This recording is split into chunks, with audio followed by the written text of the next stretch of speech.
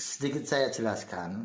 Ini Bapak Suratin adalah asal dari kota Magelang, Jawa Tengah, tepatnya di Dusun Japunan, Desa Danurjo, Kecamatan Mertoyudan, Kabupaten Magelang.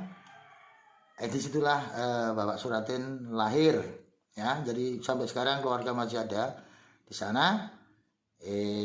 Terus kerja ke Sumatera tadi diceritakan. Setelah itu menjadi pegawai transmigrasi di Palopo, Sulawesi Selatan.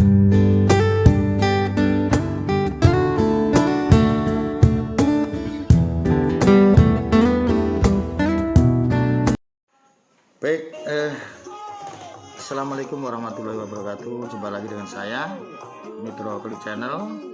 Kali ini saya bersama salah satu narasumber, namanya Bapak Suratin. Bapak Suratin ini sekarang tinggal di Dusun Tongsamelung, Lamasi. Kebetulan dulu waktu masih dinas, beliau pernah menjabat kepala unit di salah satu proyek transmigrasi di wilayah Sukamaju, maaf. Jadi nanti ikuti, saya akan minta penjelasan tentang transmigrasi di seputaran Desa Sukamaju. Ikuti saya. Baik teman-teman, saya masih bersama seorang narasumber, Bapak Suratin. Kebetulan beliau itu purna tugas di kantor transmigrasi. Kebetulan juga oleh pemerintah di Dinas Transmigrasi, beliau ditempatkan juga rumah di wilayah Mulyorjo 1 atau yang akrab disebut Rawamangun.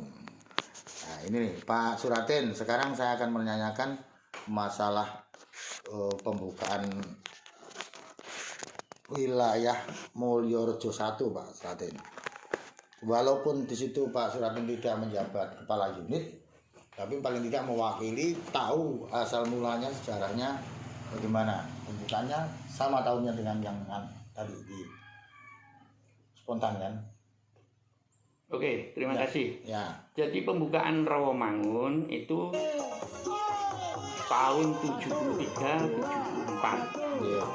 Nah, saya hadir di Rawamangun, ditugaskan di Rawamangun itu tahun 74 bulan Mei. Ya, SK bulan Mei. Ya. Sebelum saya berangkat ke Sulawesi dan Rawamangun, itu dari menteri maupun dari Kanwil di Jakarta, itu diberikan tugas bahwa Kanwilnya bilang, tolong saudara-saudara selesaikan tugas saya. Itu pesan dari Pak Insinyur Tarsi yang dulu Kakanwil di Makassar atau di Sulawesi Selatan. Nah, sebelum itu juga kita diberikan saran, yang pertama, kamu harus ambil lahan sesuai dengan jatahnya warga, supaya kalian kerasan untuk membina warga. Selanjutnya, rumah itu juga diberikan rumah khusus. Istilahnya kita disuruh bikin rumah sendiri, ukuran sesuai yang rumah-rumah dinas. Setelah jadi nanti laporan, terus nanti diganti uangnya. Jadi yang jelas dibiayai oleh Dinas Transmigrasi, pemerintah itu rumah. Nah, terus juga ya lahan itu juga kita ambil sesuai jatah transmigrasi. Selanjutnya saya ditugaskan situ. Saya di Rawamangun bukan kepala unit, tapi saya ditugaskan sebagai petugas gudang. Awalnya jadi petugas gudang. Jadi biarpun petugas gudang, saya kuasai semua administrasi di Mulyorjo 1 itu. Di wilayah itu. Ya, yang mana? Tunggu dulu Om. Jadi Om Suratin atau Pak Suratin ini ketika bertugas di Rawamangun itu langsung dari Jawa atau sempat menjabat atau ditugas di dinas di kantor di Palopo mungkin? Bukan, saya itu bukan dari Jawa. Orangnya memang kurang Jawa, tapi saya kan sudah tugas di Lampung. kurang lebih 10 tahun. Jadi saya di kantor transmigrasi juga belum. Ya dulu itu kalau kantor saya itu ya masih campuran lah istilahnya, pembukaan tanah gitu loh. Tapi ketika jadi pegawai transmigrasi itu di Palopo mulainya? Iya, jadi mulai masuk di Palopo. Di Palopo ini bergabung jadi pegawai transmigrasi. Kalau di Lampung kan. Tapi bukan mendaftar dari Jawa, Om? Enggak. Bukan, saya memang petugas. Petugas ada 12 orang dari Lampung dipindahkan ke daerah Sulawesi Selatan. Ya. Jadi sedikit saya jelaskan, ini Bapak Suratin adalah asal dari kota Magelang, Jawa Tengah, tepatnya di Dusun Japunan, Desa Danurjo, Kecamatan Mertoyudan, Kabupaten Magelang. Disitulah Bapak Suratin lahir. Ya, jadi sampai sekarang keluarga masih ada di sana. Terus kerja ke Sumatera tadi diceritakan. Setelah itu menjadi pegawai transmigrasi di Palopo, Sulawesi Selatan. Silakan, lanjut. Nah, itu tadi namanya Mulyorejo Romangun. Biarpun saya dulu itu pemegang gudang, tapi semua saya kuasai administrasi. Itu jumlah kakak di Romangun Mulyorejo 1 itu 1150 kakak. Oh, lebih banyak ya. Yang 20 kakak diambil untuk transmigrasi peternak di Setinggil. Yang 1130 masih tinggal di Mulyorejo 1 atau Romangun. Tapi kebagian tanah semua itu? Dapat bagian tanah. Sama. Terus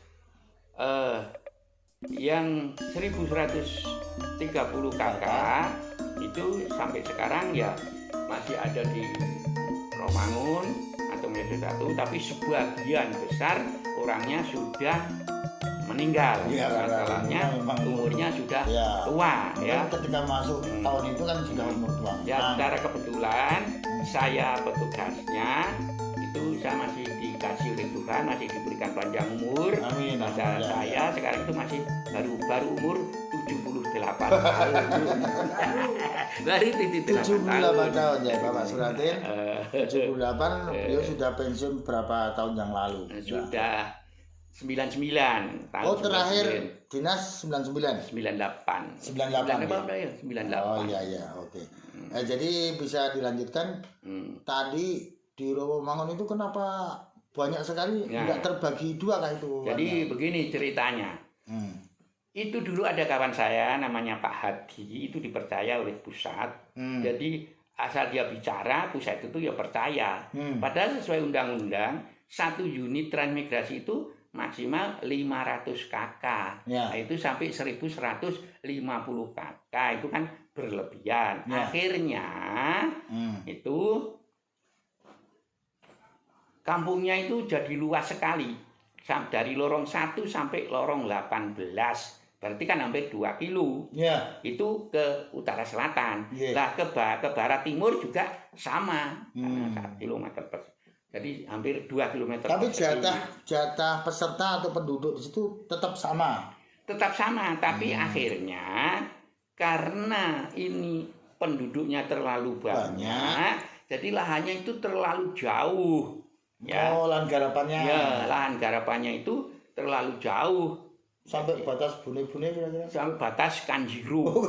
Ya. Jadi akhirnya karena namanya orang sudah tua-tua, dulu anaknya masih kecil-kecil, ya tidak tergarap. Nah, lahan usaha 2 itu di selatan spontan. Jadi jauh lagi. Itu karena teknis penempatan pertama salah. Oh iya. Dulu. Nah, terus itu tadi ada kata-kata Romangun itu inisiatifnya siapa Pak Surat? Ya.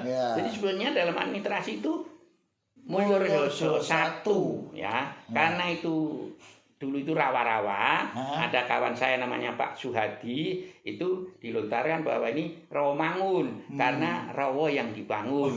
Jadi sampai sekarang terkenal Romangun. Itu ide dari Pak Suhadi. Itu teman-teman ya. Dengarkan itu yang sekarang terkenal Romangun.